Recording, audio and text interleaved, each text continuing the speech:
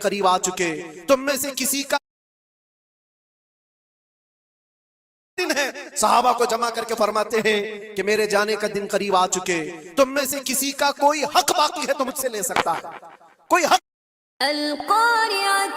نبی پاک صلی اللہ تعالیٰ علیہ وسلم اپنے آخری دنوں میں، یہ آخری دن ہے، صحابہ کو جمع کر کے فرماتے ہیں کہ میرے جانے کا دن قریب آ چکے، تم میں سے کسی کا کوئی حق باقی ہے تو مجھ سے لے سکتا ہے، کوئی حق باقی ہے۔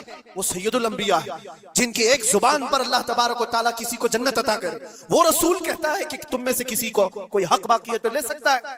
صحابہ خاموش تھے، لیکن ایک صحابی کھڑے ہو گئے، کہا میرا ایک حق باقی ہے۔ ایسا بھی یہ دین ہے، حضور سے کہتے میرا حق باقی ہے۔ حضور نے فرمایا کیا باقی، آج لے سکتے ہو۔ انہوں نے کہا پیسہ نہیں، دولت نہیں۔ ایک بار یاد ہے جنگ میں جانے کے وقت آپ صفیں درست کر رہے تھے، صفیں درست کرتے ہوئے میں تھوڑا صف سے آگے آ گیا تھا اور آپ کے ہاتھ میں چھڑی تھی اور آپ نے مجھے چھڑی سے مارا تھا اور میں آج وہ بدلہ لینا چاہتا ہوں۔ اللہ اکبر، رونگٹے کھڑے ہو جاتے ہیں سن کر۔ انہوں نے جیسے ہی کہا صحابہ کی گردنیں تن گئی، کہا کون ہے جو سید الانبیاء سے بدلے کی بات کرتا ہے؟ حضرت عمر تلوار نکالتے، حضور نے فرمایا خاموش عمر، یہ اسلام ہے، یہ اسلام ہے، اندر رکھو۔ اور صحابی سے کہا اجازت ہے، تم بدلہ لے سکتے ہو۔ حضور پاک صلی اللہ تعالیٰ علیہ وسلم کھڑے ہو گئے، وہ صحابی آگے آئے اور کہا کہ میں بدلہ اس صورت میں لوں گا کہ جس وقت آپ نے مجھے مارا تھا اس وقت میرے بدن پر کوئی کپڑا نہیں تھا، میں صرف لنگی پہنا ہوا تھا، تہبند تھی، اوپر کا جسم میرا کھلا ہوا تھا، میرے جسم پر کوئی لباس نہیں تھا، اوپر صرف تہبند پہنا ہوا تھا۔ میں چاہتا ہوں کہ آپ بھی صرف تہبند پر ہو، آپ کا جبہ نکال دیجئے۔ آپ حضور پاک صلی اللہ علیہ وسلم نے کوئی تاخیر نہیں فرمائی، فوراً اپنا جبہ اتار دیا۔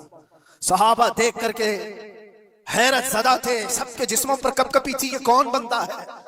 محبوب خدا کی بارگاہ میں اس طرح کی بات کرتا ہے؟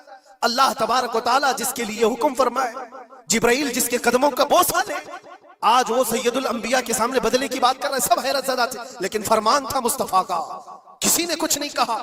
حضور نے جبہ اٹھا دیا، وہ صحابی بڑھ کر کے آئے، پیچھے کی طرف آئے اور حضور پاک کے دو کندھوں کے بیچ میں جو مہر نبوت تھی اس کو چوم کر کے بوسے لینے لگے اور کہا فزت برب الکعبہ، رب کعبہ کی قسم میں اپنی مراد کو پہنچ گیا۔